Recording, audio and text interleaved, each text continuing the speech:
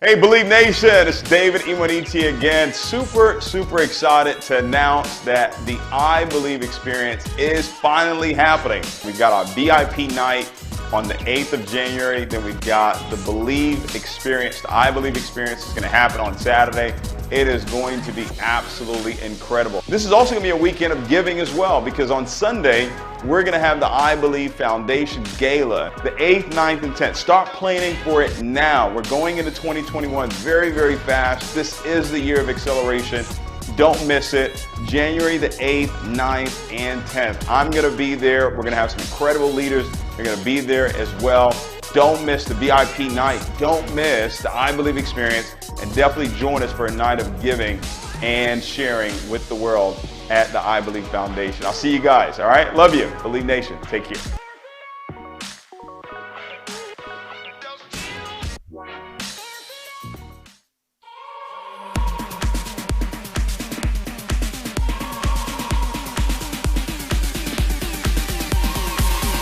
Looking out for a new horizon, reaching out, I can almost see the place, holding on with a heart that's frozen in the dark, but I am not afraid. No, I am not afraid. We'll be free, but I don't know. All right, Believe Nation, David Imonitie here. Super excited to be back on again. Really excited about everything that's happening right now. We're gearing up for the holidays, obviously here in the States and obviously all around the world.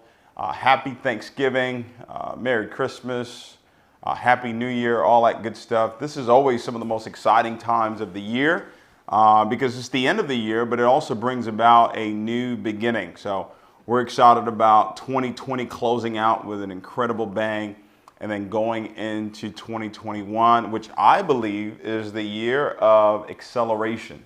A lot of great things are going to be happening in 2021. We're preparing for it right now. We're planting for it right now and getting ready for the explosion that's actually going to take place. So I'm really pumped up about everything that's happening. And don't want to forget, guys, we have an incredible event that's coming up January the 9th, because January the 8th is already sold out. So January the 9th, we have an incredible I Believe Experience Day.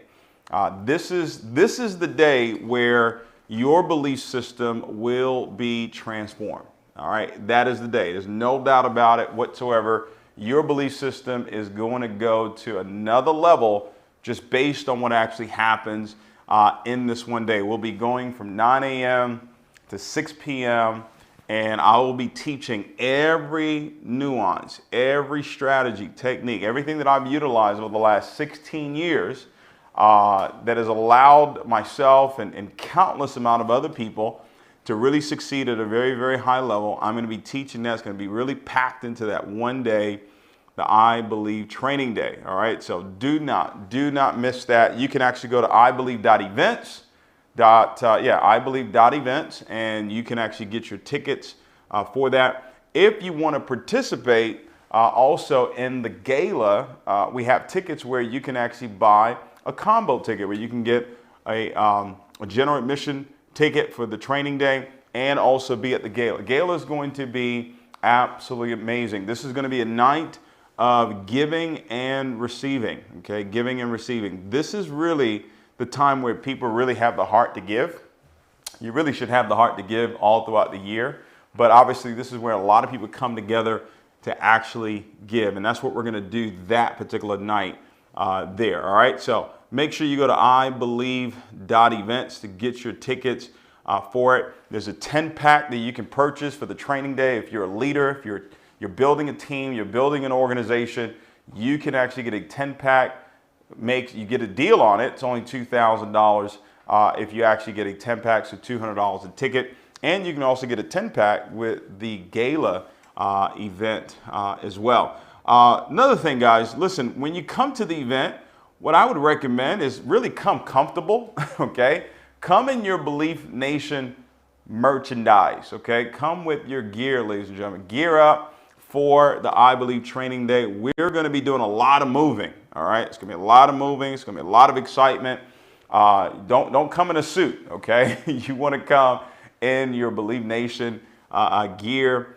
We've got a lot of new exciting merchandise that's coming out. The team has done an amazing job with the merchandise. I see it now all around on social media. People are really pumped up. I see it there in Believe Nation as well. So make sure you go to believenation.shop. You know, come in those sweats, come in the hoodies, come in the shirts, the hats, all that good stuff. Come in your mask. Yes, come in your Believe Nation mask. I actually like that one. That's a really nice one. I like that one. Let's definitely come with that to the event. Let's make it a Believe Nation merchandise day. That's what we're going to do. January the 9th. It's the merchandise day. All right. So everybody, in order to get in, you got to have your Believe Nation merchandise. But I'm sure we'll have merchandise there as well. But make sure you come with it, ladies and gentlemen. It's going to be off the chain. All right. Really pumped up. I'm also here live on IG as well. I know we're live in I Am Believe Nation. We're live, believenation.live. We're live in so many different platforms right now. We have an incredible guest that we're going to be bringing on here in a little bit. But I actually wanted to talk about something really important that is, I believe, is vital to your success. All right. And when I say success, I'm not just talking about monetary wise.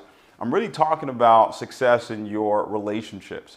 We are right now, we have prepared an audio book on the 7 pillars of success.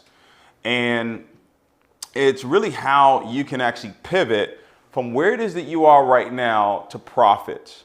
And a lot of times people think profits have to do with just money. No. You could be profitable in your relationships. You could be profitable when it comes to your health. You could be profitable when it comes to your ability to lead. You could be profitable when it comes to your emotional strength, okay? You can be profitable, obviously, when it comes to your finances. You can be profitable when it comes to your purpose and the personal growth and the contribution that you want to make to this world. So we're actually going to put together an audio book that you will be able to purchase where we're really going to go through the 7 pillars of success. And that's really going to segue into 2021 and what we're releasing in Believe Nation with the different coaches and mentors that have been very successful in that particular arena. And they've also taught countless amount of people how to be successful in that arena as well. We're going to be bringing their voices. We're going to be bringing their experience. We're going to be bringing their expertise for you so you can learn, so you can now take each pillar. You may not master all 7 at a time, but the goal is to get to a place where you can master all 7. I know that's my goal. My goal is to be able to master all 7 of these pillars that we're going to be focused on when it comes to Believe Nation in 2021, okay? So whether it's in the area of leadership, your emotional strength, your spirituality, and your growth in that area, we want to make sure that we're feeding and we're giving people the right information within Believe Nation, because this is a social platform, ladies and gentlemen. I mean, I love Instagram, I love Facebook, I love Twitter, I love it because it gives us an opportunity to get our voice out there. But we wanted to create an environment here where it was going to be about empowering people. It was going to be about encouraging people and giving them the information to live out their day-to-day lives, not from a place of survival, but from a place of thriving. And thriving not just in your finances, but thriving in all different areas of your life. And today, before I bring on our special guest, I want to really talk about the area of relationships and why relationships are so important to your overall health, your overall success. It says that as much as you can, be at peace with all men. Now, we know that can be difficult at times, right? How many of you agree that can be difficult at times where it's really challenging to be at peace with everybody? It's a lot of times there's strife in relationships, there's challenges in relationships, and I get that. But one of the things that I wanted to master, and I would encourage you and I would challenge you to master in this, is to give people grace. And what I mean by that is to really have a very forgiving heart. And the reason why, there's a couple of reasons why I decided to develop this, and it hasn't been easy. There's been many different people, right? And I'm sure they could say the same thing about me, where it was challenging to forgive, right? Where it was challenging to move on because you still have those past experiences. You still have those past pains, right? That maybe people have put you through.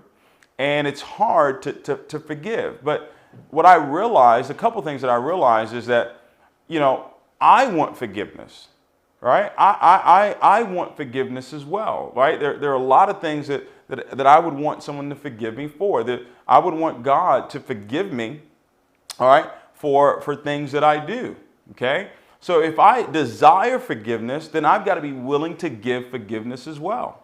All right, that's the first thing I want you to really understand when it comes to your relationships, because relationships, being great at relationships doesn't mean that, everything is great and it's kumbaya and you guys just hold hands all the time and, you just lovey-dovey all the time.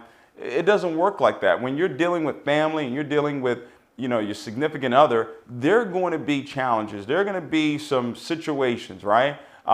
We call them high volume conversations and low CV. All right, high volume and low commissionable volume on conversations like that. But at the center of it has to be forgiveness, right? It has to be love. It has to be forgiveness is in there. Let me give you the second reason why I believe forgiveness is important. And I'm really going to dive into this even more in that particular audio, Pivots to Profits, where we're going to really dive into the 7 pillars of success. Is I know that my belief system or my ability to believe hinges, all right, it hinges on my ability to forgive, all right? What if I told you that the only way that your belief system could not work is if you harbored unforgiveness in your heart? I've watched talented people, I've watched incredible people go through life really in hell, right? Because they won't forgive, right? They hold on to what was done intentionally to them or what was done unintentionally. And a lot of times it's unintentional and they hold on to it for a very, very long time. But there was something that I saw, that I read a long time ago. It's one of my favorite words that I actually read. And it really gives you the mechanics of belief. And I'm not going to go into that right now. But it said that whatever it is that you desire, let me give you the formula for it, guys. Whatever it is that you desire, I always teach that desire is the starting point of all achievement, right? So whatever it is that you desire, right, you start with that thought. Then it says when you pray. Now, I'm so happy and grateful now is a prayer. Most people think prayer is you get down on your knees and you put your hands together. No. That's not really prayer. Prayer is a conversation, ladies and gentlemen, right? So it's I'm so happy and grateful now that I am, right? So whatever it is that desire is, you repeat that in that prayer. You repeat that in that word, all right? And it says that you should believe, right? Believing has to do with what you're seeing. Believing has to do with what it is that you're seeing. So that's why we recommend you put the pictures up. And that's why we recommend the visualization and the vision environment. So everywhere I turn, everywhere I look, boom, I see Impact $1 billion. Boom, I see private jet. Boom, I see all the things that are my desire. Does that make sense? And then it says, believe that you receive it. Now, receiving is a very spiritual act. Receiving is not a physical act, it's a very spiritual act. If I said to you right now, I'm sending you $1 million, what would you tell me? You would say, thank you. Thank you is a sign of receiving. Gratitude is a sign of receiving. Gratefulness is a sign of what? Receiving. Then it says, and you will have it. So the having it is the physical manifestation of receiving. You need to get that. Having what it is that you want, okay, is the physical manifestation of gratitude. The reality that you want to create is going to be manifested through your ability to be grateful for it before it actually shows up in your life. But in the very next verse, what it says, and as you're confessing and as you're praying, forgive. That's what it said. It says, as you're standing there and you're confessing and you're believing and you're receiving, it says that you must forgive. Now, once I heard that, it sealed it for me. It made it very simple. It made it very easy for me to forgive. No matter what it is, I'm going to forgive because I cannot block.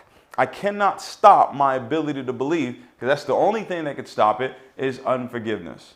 All right, is unforgiveness. So in your relationships, guys, especially right now as the holidays are coming up, I would encourage you. I know this may be hard because I know maybe they've done something, just terrible to you, right? I would suggest that you forgive. Now, let me help you with this, because I know some of you say, well, if I forgive, do I have to talk to them? Right? Do I have to have a relationship with them? No. Forgiveness, if you look it up, forgiveness means that you don't have any more bitterness or anger towards that person. It doesn't mean that you guys have to have the same relationship. It doesn't mean that you guys have to talk. All right? It doesn't mean that. All it means is you harbor no anger or bitterness towards that individual any longer. Okay? So that means that you can do that. Okay? You can absolutely get that done. All right, so wanted to touch on that real quickly. I know we have our special guest on here as well. This gentleman, I've known him for, I would say now, it's probably about 8 years now, maybe longer. I'll let him tell the story of how we met. I love when he tells the story of how we met. It's quite funny. But I've known him now for almost a decade, and just a gentleman that is a close friend of mine, a brother of mine, and someone that I had a lot of respect for him from the very first time I actually met him. And that respect has just grown and grown and grown and grown. He has done some phenomenal things, ladies and gentlemen. He is an incredible husband, incredible father, incredible leader, mentor, businessman, investor. And we're going to get into all of that today, because I believe he has a lot of value that he's going to give each and every one of us that's on this live right now. He hails out of Mexico, but he travels all around the world. And him and his beautiful wife, I saw an article. She was just featured in Forbes magazine. So she is a tiger. I'm telling you, that lady is no joke. All right. Monica Tapia. But today we have Yvonne Tapia here with us. Yvonne, can you hear me okay?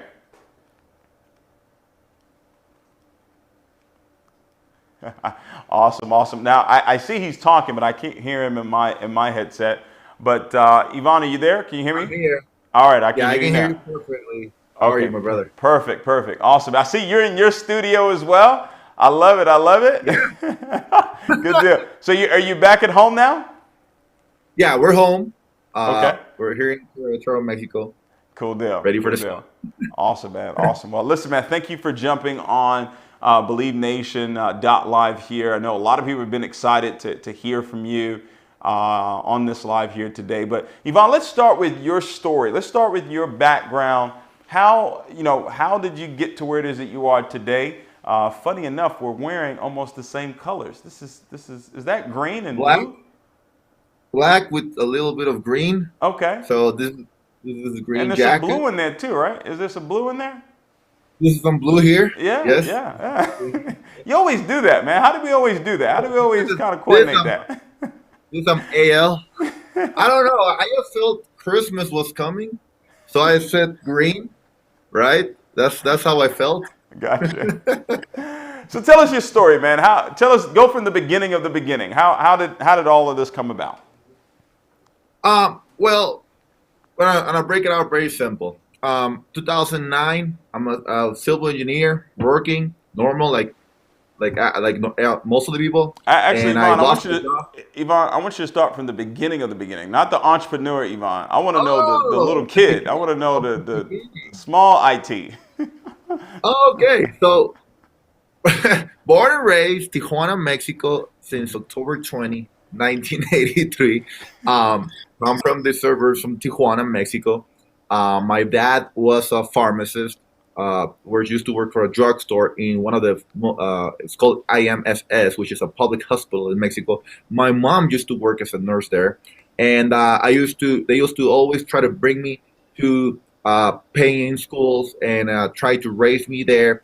But I always had a dream. I was a good baseball player back in the day. So I always had a dream to go to the MLB. And what happened is I went to finish off high school in the U.S.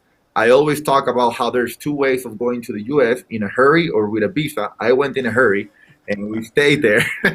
It's the truth. We stayed there for a couple of years, and I was doing great.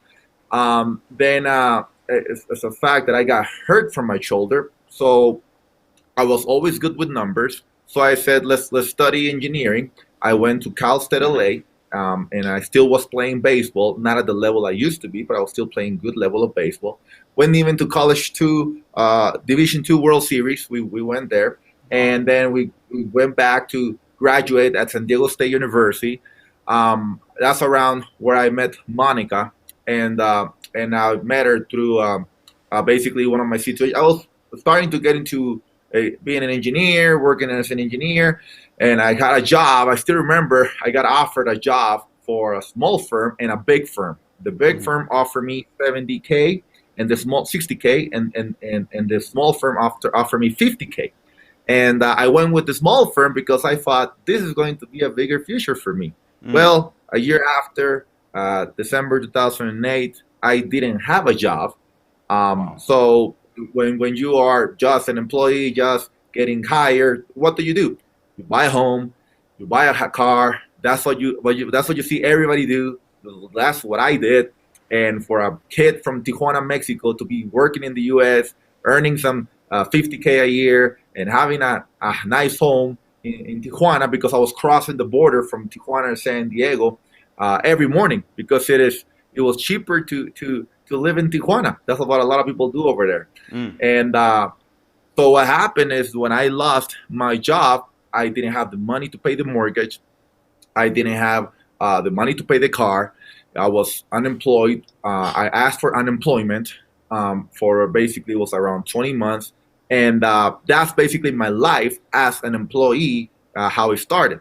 I was always a hard working. Since I remember I was 16, I was always working. I used to have even 4 jobs at one point. Wow. Working at the Home Depot paint department, working as an engineer intern for 2 different companies, and then working at the GNC or as a bellman in La Jolla Beach and Tennis Club, where I used to always, back in the day, Drew Brees used to be the quarterback of the San Diego Chargers. So that's Marty Schottenheimer used to be the head coach for the San Diego Chargers. So I used to be the guy bringing, the nice things for them to the private beach club. So I always around money, and I always used to be, man, that'll be a nice lifestyle, nice lifestyle. And what happened? I lost my job back in December 12th, 2008. That's when I lost my job. And you want to keep me going? How I went into entrepreneurship? The question you just mentioned something about working at that hotel, right? What do you think? What do you think that really did for you, in order for you to live the life that you live right now, right? And it's hard to connect the dots looking forward. You can do it looking back. How did that experience, even though it was a job that wasn't paying a lot of money, would you say it made a huge difference in who it is that you are today? It did start to make a huge difference. And the reason why it did is because I remember there was the family, I don't remember the name of this actress, but it was a Desperate Housewives. They used to also go there. And the cool thing about being a bellman in a private club like La Jolla Beach and Tennis Club is sometimes you only pick a couple of bags, and they give you $50 to $100 tip. Okay? So whenever they gave me that $50 to $100 tip, I was like, wow, these guys need to be wealthy in order to give me a $50 to $100 tip. I don't know how much it is, but then also the experience, because now I'm the bellman, but it was a private beach, so I needed to go to the beach sometimes because the guests asked me, and to tell the people, hey, I'm sorry, you cannot be here. It's a private beach. People used to get mad at me, like people walking around, like, there's no private beaches in California? And I used to be, well, this is one, Right. And I used to. Yeah, but that got me thinking. I'm the employee of this place. These guys are paying for it. Right. And I remember I used to see their cars, their Ferrari, their Lamborghinis, or their G-Wagons, or whatever it was. And I used to just experience that. Yeah. Or walking into the rooms and experience that. Yeah. I was amazed. There's People levels. wonder, Yvonne. People wonder, where does this drive come from when it comes to you and Monica? Where does this desire to be great, to be out of this world, impact a billion people? We have the same purpose in life. It's absolutely amazing that we're so aligned. And I believe it comes from what it is that you experienced. Your desires, ladies and gentlemen, your desire, that burning desire, only comes from what it is that you've experienced. The reason why you desire that favorite cake, the reason why you desire that favorite food, is because you actually have experienced it before, right? Because the mind doesn't know what's real or what's not, right? So your mind was experiencing being in that hotel room. Your mind was experiencing being on that beach. It was experiencing looking at the Lamborghinis and all those things. And it created this burning desire for you to go on and be great. And it took some time, but that seed was actually planted. How important is it for people to start planting the seed of desire and experience in their lives right now, regardless of what their situation is? They need to start right away. I mean, for me, it was just I always talk about there's a combination between inspiration and basically for me right there, emotional impact, desperation right there, because I was when I got in that seed of going into that lifestyle, and I was a bellman, but I was still not an engineer right there, but I was still making on summers around $4,000, and for a kid who was around 20, 21, 22 years of age from Tijuana, Mexico, making $4,000 a month. I used to be feeling okay, but then you need to understand there's different levels. Me personally, I still remember all those people, and there was some paradigms that I started clearing out. Like one of them is the rich people, the rich are bad people, the rich are arrogant or whatever. And when I used to be around those kind of leaders, those kind of people, they used to be so nice to me. They were so nice to me. They were like, "Hey, man, nice job." And I was sweating. It's summer in California, and I'm bringing. And if you ever go to the private beach club in La Jolla, I mean, we can go right now. But there's no elevators. It's an old school traditional Oh, hotel. wow. You're bringing luggages to the second story, and they're heavy. So they see you sweaty, and they're like, "Here you go," and you're looking at them like they're so nice. They're nice people. Right. They're not like they say that. So it is very important to start the seeds. I was always trying to be around those kind of people. When I start seeing how nice they were, every time they told me, for example, I still remember it was Tuesdays, every Tuesday, 8 o'clock.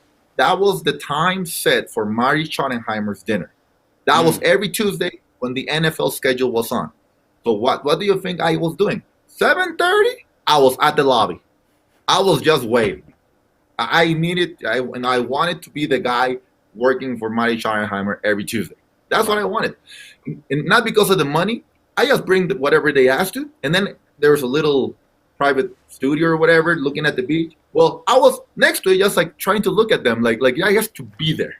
I just wanted to experience what they were experiencing. I was like, I need to be there. Yeah. And so you obviously go through that, and when did you step into entrepreneurship? At what point? What caused you to step into entrepreneurship? For you to say, okay, this is something I need to do.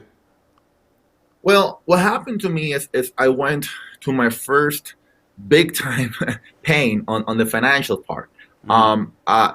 It sometimes in life, you want more, you want to experience more. That was me on La Jolla Beach and Tennis Club. But when I actually graduated and I started working as a civil engineer, I saw a lid. That's a fact. I saw a lid, and I saw, how are my bosses making? How is their lifestyle? How is their life, etc. And I started living because that's who were my mentors going to be as an engineer. And I saw them, and they're like, "Well, this is my home, etc." And I was like, "That's cool. How long for you to pay that?" Well, 15 years or whatever it is. And I was like, "Man, that's just too much, right? I don't know if I want that." But whatever, that was me. And whenever I got offered opportunities, I was like, "Nah, I'm an engineer." So my dreams, I was kind of like dead on dreams. But what happened is, in Mexico, we say it. My cow got killed. Okay, the cow that gave me the milk got killed. And basically that was December 12th, 2008. Okay, so they killed my cow. I got fired. I got no milk coming in. I got no money coming in. Now I need to go to the bank. This is probably one of the two toughest things when they fired me. I was in my car crying for 2 hours thinking, what am I going to do?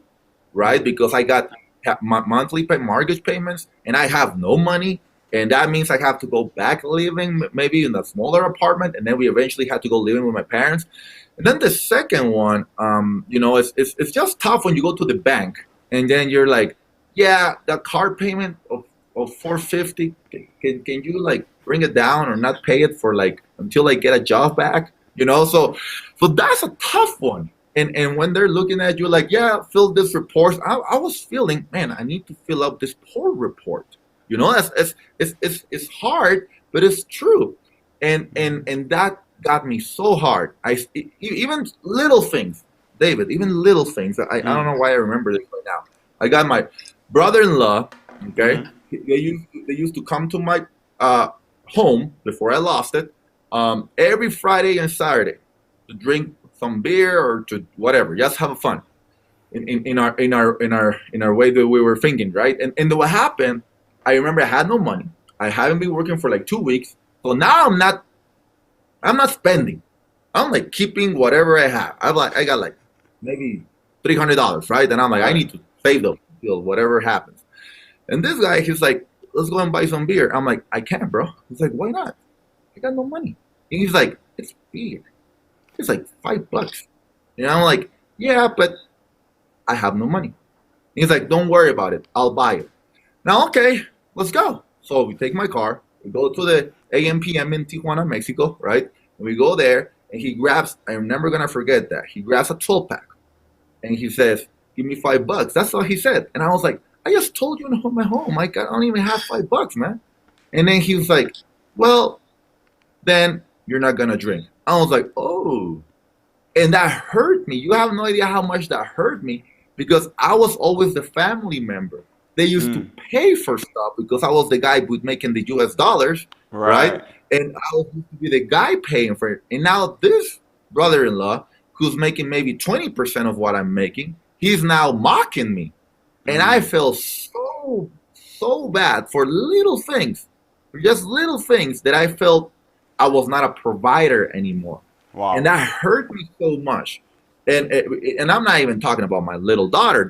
That's when it really hurt me. When we were starting to go to downtown, there's a street in Mexico, in Tijuana, Mexico. Some of you guys maybe have heard. It's called the Coahuila. That is the worst street in downtown Mexico because that is the prostitute street. Well, Sundays at between 6 a.m. and 8 a.m., people go in there and sell stuff on the street. Guess where Ivan Tapia was around 2009? Wow. Selling stuff from my home right there in the Coahuila street, 6 to 8 a.m., having to wake up Sunday at 5:30 a.m., go in there and sell some microwaves. This is 11 years ago. This is 11 years ago. Wow. So, and it's funny. It's funny, Ivan, as you were talking, I remember the training that I actually did, and this may have been the first time we met in Dallas. I talked about the pain that you have to go through, right? The pain of life, and that pain can turn into inspiration, right? That pain of something as small as someone saying, "Hey, you can't drink with me because you don't have $5." Or that pain of having to sell things on a corner, that it created a passion.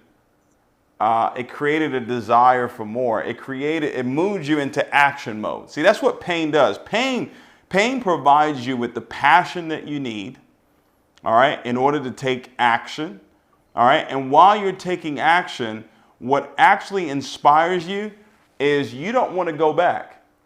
Right? You don't want to go back to that feeling, right? So you stay inspired while you're taking that action, and then you never quit. That's the pain. I believe it was Dallas when I actually taught that. So those of you that are watching right now, and we're going to get to where Ivan is right now financially. We're going to get there, trust me. But listen, It all started 11, 12 years ago at his lowest point, and how he was able to handle that has allowed him to handle low points, because you have high lows, high lows, high lows. And he's been able to now handle it to where in the area of leadership, okay, in the area of leadership, he's one of the greatest leaders in our profession right now. Do you believe, Yvonne, that your life experiences and the challenges that you went through helped you develop the character of a leader that you are today? Definitely, definitely. I mean, that the whole part of suffering and pain and going through it definitely developed the character, because what happens is we're not used to be facing that kind of pain or suffering. I always embrace it. I'm always so excited when anything that goes through pain happens, because I know something bigger is going to happen. But that I know since some years ago. Back then in 2009, I didn't know that. So I was really experiencing some pain, but I didn't know if anything good was coming through it. I just knew what I did know back in the day is that I needed to take massive action. That's what I need, and whatever everybody had told me, because that was my environment. Whatever my friends and my family had told me about income, about finances, it was not true. So that's what happened. So you're talking leadership. I needed to take lead of my life, and for that, I needed to do different things differently. That's what happened with entrepreneurship back then. I still remember when I got into network marketing, or what happened is here's what happened. I'm still working in my office as an engineer, and then a friend of mine, Steven, walks in. He was just an architect. I knew him very, very little. He comes in with 3 bottles of juices, and he is like, "Yeah, I'm here to invite your bosses to an entrepreneurship." And I'm like, "What about me, right? What about me?" And he's like, "Yeah, you can come on over." So I invited myself. Check that out. And I'm sitting down, and I'm seeing my former bosses laughing at him.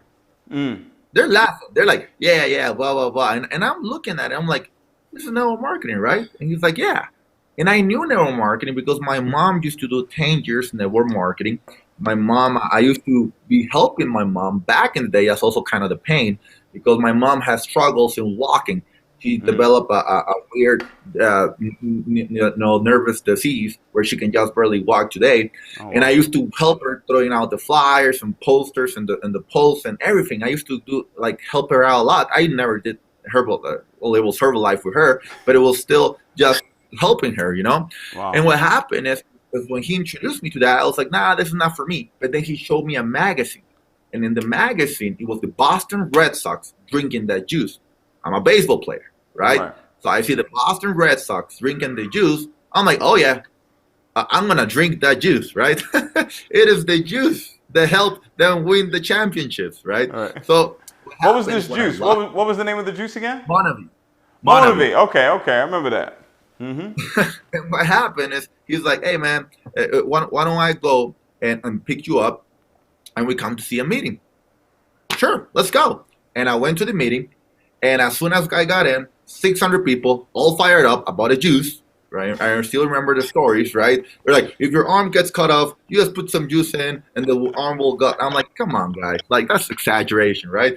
But what happened is they introduced me to the gentleman making $100K per month. He was 27 and I was 25.